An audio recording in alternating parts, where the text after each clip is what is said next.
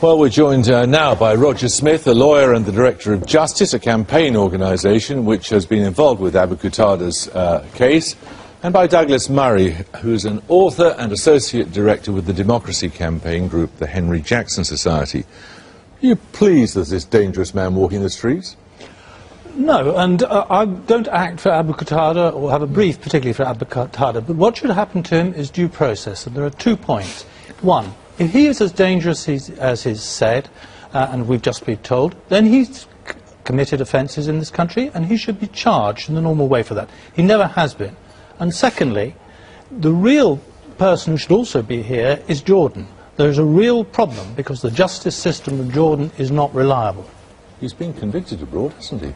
He's been convicted twice in Jordan on the basis of evidence by 2 people who retracted it and said that they had originally given their evidence under the influence of torture. So you think we should just take a risk and let this bloke wander around this country, do I you? think there's a clash between our seeing the world as national states that have entire national control over what happens and international norms of human rights. And I think that he should be dealt with according to norms of human rights. What do you think should happen to him?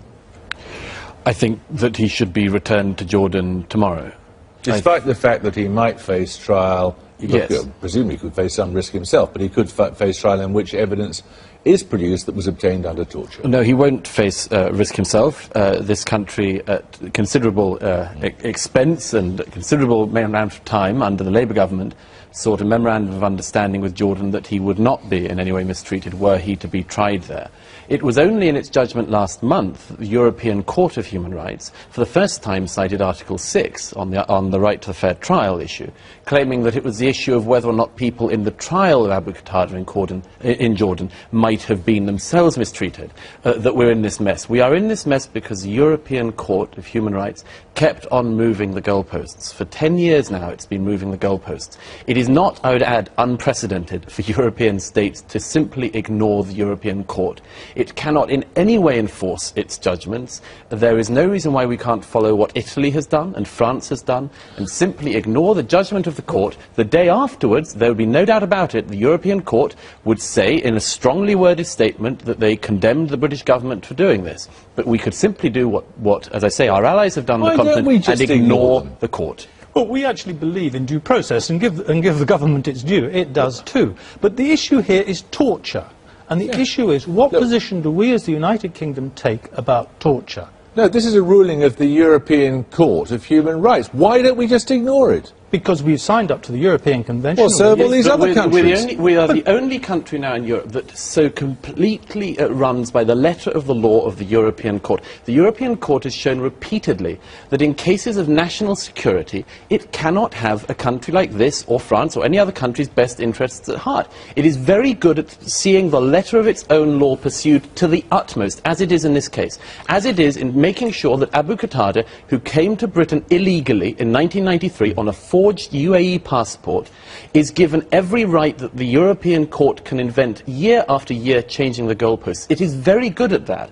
What it is not good at doing is securing, through its judgments, genuinely a fair process, fair trial, fair process to, apart from anything else, ensure that people in Britain do not have a known extremist, a known hate-monger, somebody who has made a career, as the SIAC judgment said in 2007, who has such reach in his network that it said, the SIAC said his reach was incalculable. Yet they said that in 2007, and now because of the European Court in 2012, so the man is going to walk the streets. You don't think we need to worry about due process and collecting proper evidence? I certainly think we do, and this country has done everything it could to go through every imaginable part of that due process. It has gone it has gone to appeal in the Lords, it has gone to every court in this land, it has gone through SIAC, it has gone to everything. The only thing is that the European Court consistently has moved the goalposts over recent years, and only last month, for the first time, used Article 6, this new part that the issue was not whether he himself was mistreated if he went back to Jordan to face trial as he should,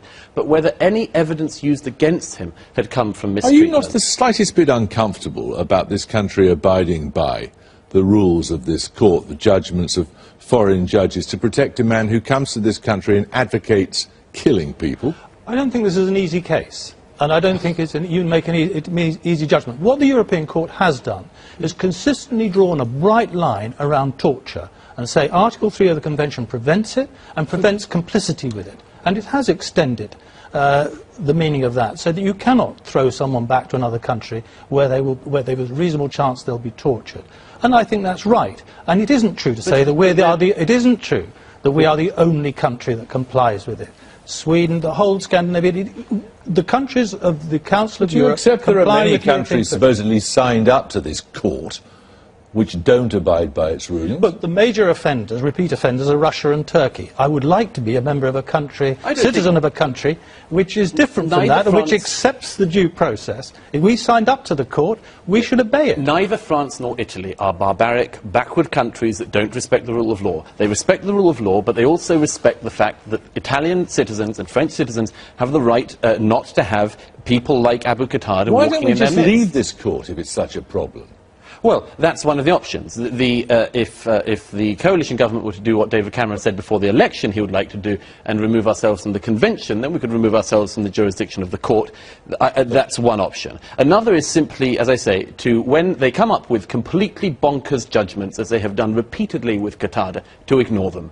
And another is to do what we're currently doing, which is to be very British about it, follow the complete letter of the law to an extent that no other country does, do what our main allies on the continent do not. It's not no other country. No, it's Scandinavian countries. No other country faced with the case of an Abu Qatada-like figure has gone to this length to protect them. No other country has gone that far. As I say, Italy and France are not barbaric, backward countries. If they can ignore the European Court and get a verbal slap on the wrist that must be very unpleasant, then we could do the same thing. And the day afterwards, Abu Qatada would be facing trial and justice in Jordan, and a memorandum of understanding that would mean he would not have faced any mistreatment himself, and this country could make sure we didn't have this man walking in our midst, who should never have been here in the first place. I think it's madness to say we should leave the Council of Europe. That would be to join Belarus. If you go from Lisbon to Vladivostok and flying all the way, only if you go with Belarus do you leave the countries of the Council of Europe. It's madness to say we're out of the Council of Europe. In foreign policy terms, a disaster. We go around the world bringing human rights, or saying we are, sometimes at the point of a gun. And it's ridiculous to say that we should be part of it. It's ridiculous also to say we shouldn't follow decisions of the court. All right, thank you both very much.